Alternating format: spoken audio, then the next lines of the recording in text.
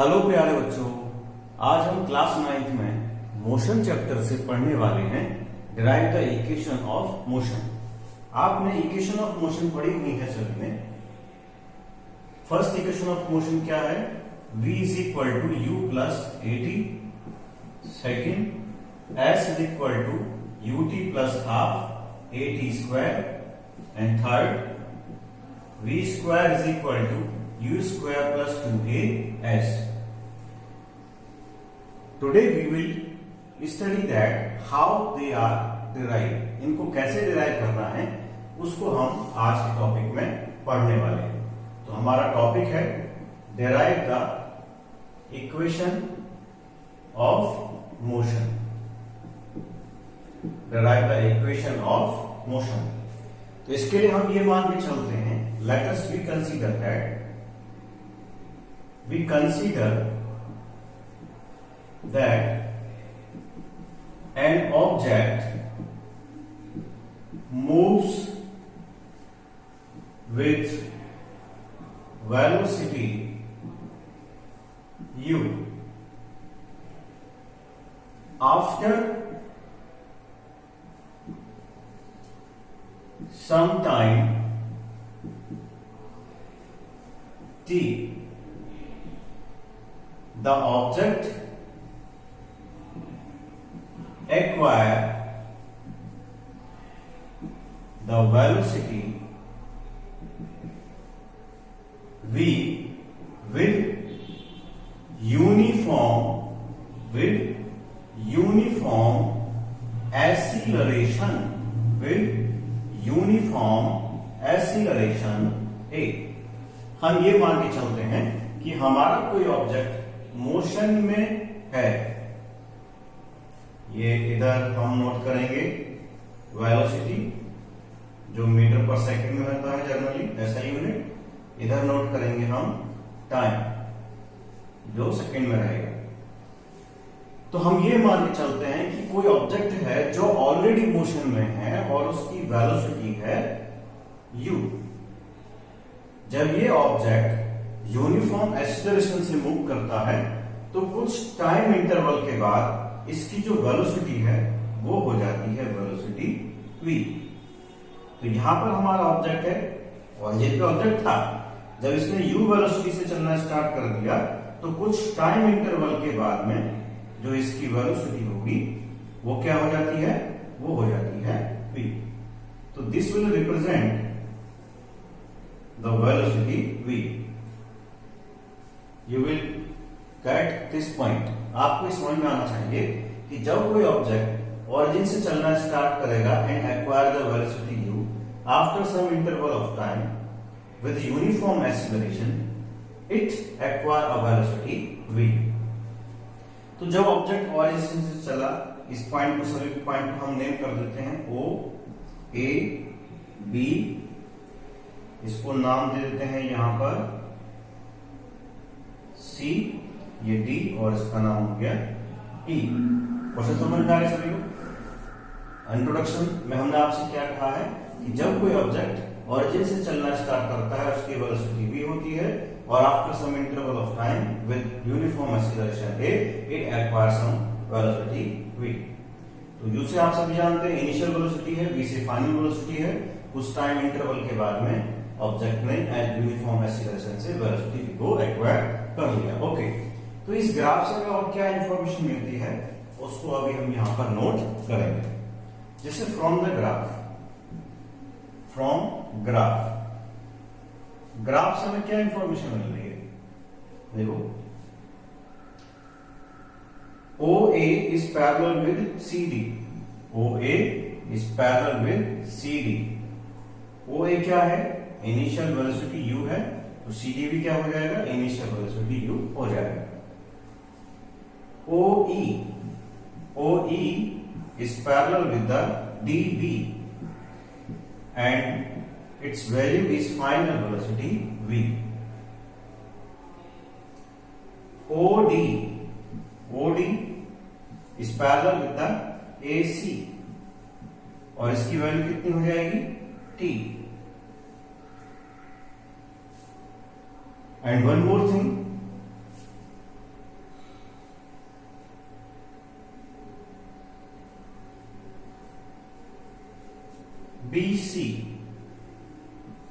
कितना होगा, यहां से BC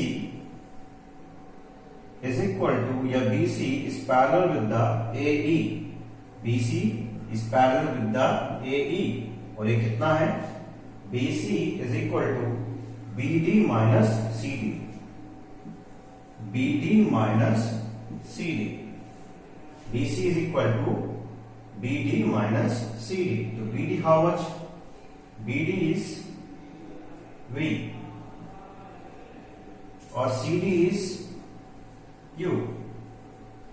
जो इंफॉर्मेशन हमें ग्राफ से मिलती है उसको हम नोट कर लेंगे और उसके बाद हम आगे के प्रोसेस पे बढ़ जाएंगे।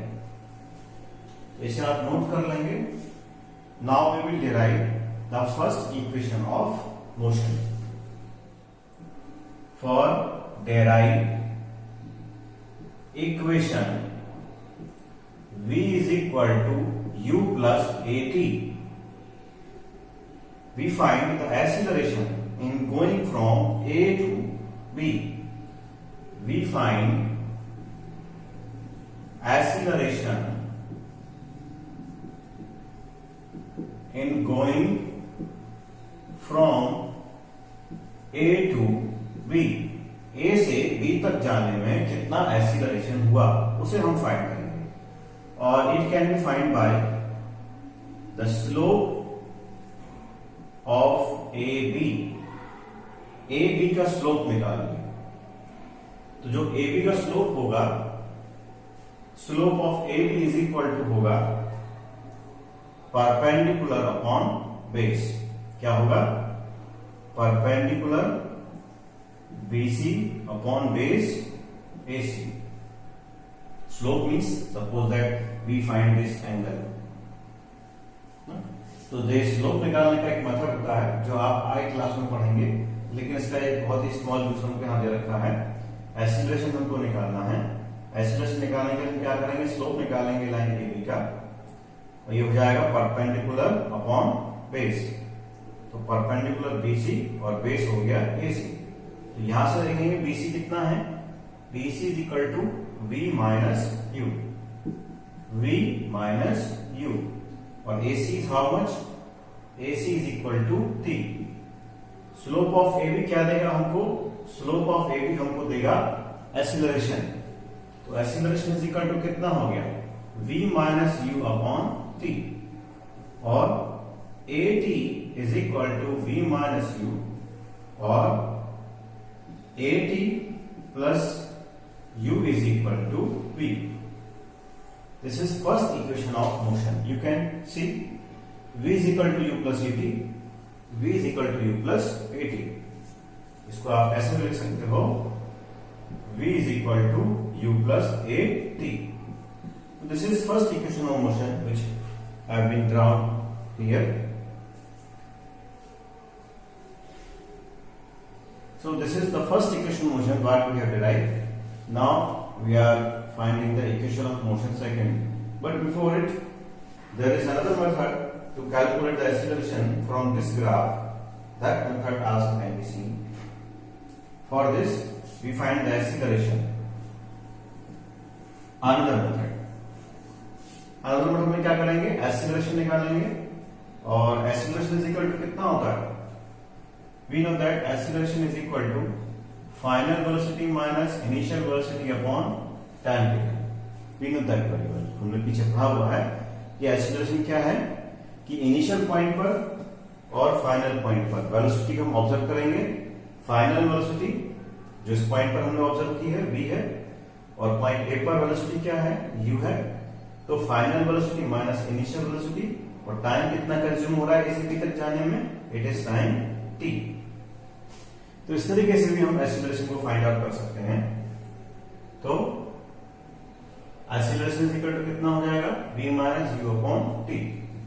तो हम इसको बोल सकते हैं, as we know acceleration from a to b is equal to v minus u upon t। तो इस तरीके से भी हम इस इक्वेशन को डिराइव कर सकते हैं, at is equal to v minus u, और v is equal to u plus at। तो इन दोनों में से आप जिस भी मेथड को आप यूज करें जो आपको सुटेबल हो उससे आप इसको कर सकते हैं। Now we will move on the second equation of motion. For second equation of motion, क्या है second equation of motion? S is equal to ut plus half at square. इसको डिराइव करेंगे। For this we find the distance covered by the object in going from O A B। Object को origin से A से होते हुए B तक जाने में कितनी डिस्टेंस कवर करनी हुई उसे हम फाइंड करेंगे। तो डिस्टेंस कवर्ड, ओके, हम निकालना क्या चाहते हैं? डिस्टेंस निकालना चाहते हैं, तो डिस्टेंस ही निकालेंगे। Distance covered by object in going from O A B, O से लेकर A से होते हुए B तक जाने में कितनी डिस्टेंस ऑब्जेक्ट ने कवर की उसको हम फाइंड करेंगे। और उसका सबसे अच्छा बेनिफिट तरीका क्या है उसका? For this we find area under the graph O A B and time axis अगर हमें डिस्टेंस फाइंड करनी है O से लेकर A से होते हुए B तक जाने में, तो हमें क्या करना होगा? हमें एरिया निकालना होगा इस O A B ग्राफ और टाइम एक्सिस के बीच का। इसके लिए हम क्या करते हैं? B पॉइंट से टाइम एक्सिस पे एक परपेंडिकुलर ड्रॉ करते हैं। ये परपेंडिकुलर हमको मिल गया जो पॉइंट डी पे आकर के इसको इंटरसेक्ट करेगा। तो जो फिगर आपको यहां नजर आ रही है, you have seen here is a triangle and this is a rectangle. हमें क्या करना होगा? हमें इनका एरिया निकालना होगा और दोनों को ज्वाइन करेंगे। देखो कैसे करेंगे। तो फाइंड द एरिया। एरिया कैसे एरिया निकालने से क्या मिलेगा? हमको डिस्टेंस मिलेगा। तो distance is equal to area of rectangle O A C D plus area of triangle A B C. इसके फॉर्मूले हमको याद होने चाहिए जिससे कि हम इसको सॉल्व कर सकें। For this we can find here area of rectangle OACD, तो length into height। तो कितना हो जाएगा? S is equal to length into height। length है OD और height है OA। OD into OA plus the area of this triangle, and we know that the area of triangle is half of base into height.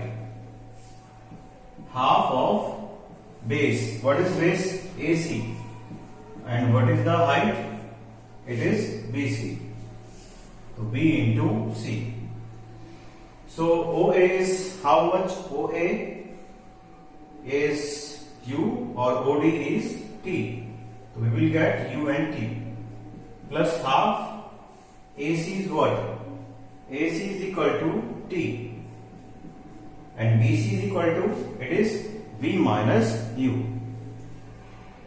V minus U. Okay, very good. Where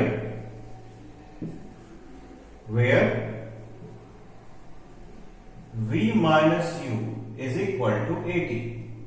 ये हमने कहां से find out किया है? ये हमने find किया है जहां हमने इक्वेशन ऑफ मोशन फर्स्ट को डिराइव किया था। अगर आपको याद हो, A is equal to V minus U upon T हमने नोट किया था पीछे equation of motion first derive करने में। तो AT इज इक्वल टू कितना हो जाएगा?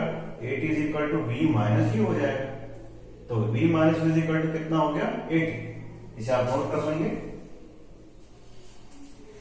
तो क्या मिलेगा हमको? हमको मिलेगा हमको मिलेगा s is equal to U T plus half A T square. This is our required relation, second equation of motion.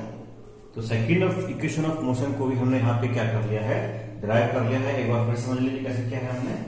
हमको सेकेंड इक्वेशन ऑफ मोशन निकालने के लिए डिस्टेंस को फाइंड करना है, और डिस्टेंस फाइंड आउट करने के लिए हम क्या करेंगे, ओ ए बी जो ग्राफ है उसका टाइम एक्सिस के साथ में हम एरिया फाइंड करेंगे। हमने परपेंडिकुलर ड्रॉ किया है बी से टाइम एक्सिस पे डी पॉइंट पे, और ऑब्जर्व किया कि यहाँ क्या फिगर हमारे सामने बनती है। तो हमने देखा एक ट्रायंगल बनता है, एक रेक्टेंगल बनता है, दोनों के एरिया का सम निकालेंगे और सम क्या फाइंड आउट कर लेंगे, distance covered by the object from O A and B. O से लेकर ए से होते हुए बी तक जाने में कितनी डिस्टेंस ऑब्जेक्ट ने कवर की, वो डिस्टेंस ये हमारी कैलकुलेट होके आ गई। इसे नोट डाउन करेंगे। Now we will find the equation of motion third. For deriving equation of motion third, B square is equal to U square plus 2as। तो इसके लिए हमें क्या करना होगा, distance in going from O A to B, O A से B तक जाने में कितनी डिस्टेंस कवर की है, अगेन हमको फिर से फाइंड करना है। बट किसका ध्यान रखेंगे, देखिए हमारे पास टाइम है नहीं इसमें, तो अगर इस इक्वेशन में हमें कहीं टाइम मिलेगा तो हम क्या कर देंगे, एलिमिनेट कर देंगे। देखिए कैसे किया है, तो area under the graph O A B and the time axis, this is the time axis. तो area of trapezium O A B D O, O A B D O, ये ट्रेपेजियम हमको यहां दिखाई दे रहा है, और ट्रेपेजियम का formula होता है half of sum of parallel side into distance between the parallel side. तो पैरेलल साइड क्या है, ओ ए और डी बी, दोनों इस ट्रेपेजियम की पैरेलल साइड है, सम करेंगे और height between the parallel side हो जाएगा ओ डी। इनकी वैल्यूज को पुट करेंगे, ओ ए यू हो गया, डी बी वी हो गया, ओ डी टी हो गया। इसकी हेल्प से हमने इसको नोट किया है, and then place the value of T is equal to, where T is equal to क्या है, हम जानते हैं, where a is equal to v minus u upon t and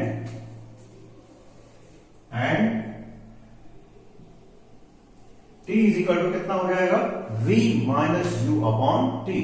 तो t is equal to हो गया v minus u upon t। इस t की वैल्यू को हम इस इक्वेशन में प्लेस कर देंगे, s is equal to half of u plus v into t में। तो मिलेगा हमको s is equal to half uv plus v minus u upon a, और इसको इस तरीके से नोट किया जा सकता है, s is equal to half of a v plus u into v minus u। यहां पर ये एक आइडेंटिटी बनाता है, आपने 8th क्लास में पढ़ लिया होगा, a plus b into a minus b is equal to a square minus b square। क्या है आइडेंटिटी, आइडेंटिटी है a plus b into a minus b is equal to a square minus b square। इस identity का use करेंगे, हमको मिलेगा b square minus u square। Then इसको cross multiply करेंगे s के साथ में, तो 2as is equal to b square minus u square and b square is equal to u square plus 2as। This is our the third equation of motion which we have derived here। तो आप सबको समझ में आना चाहिए। आप कहेंगे sir area ही निकालना था, तो हमने सेकंड इक्वेशन ऑफ मोशन से एरिया निकाला तो है, क्यों ना वहां से हम टाइम को एलिमिनेट कर दें, यस कर सकते हैं, but the method is too lengthy. तो इसको हम शॉर्ट करने के लिए इस तरीके से करते हैं कि जो थर्ड इक्वेशन ऑफ मोशन के लिए हमारी फिगर दिखाई देती है ट्रेपेजियम, उसका एरिया हम फाइंड करेंगे, देन टाइम को रिप्लेस करेंगे इस इक्वेशन से, एंड देन सॉल्व करेंगे, we will find the third equation of motion. तो वीडियो को पॉज करके you will note in your fair notebook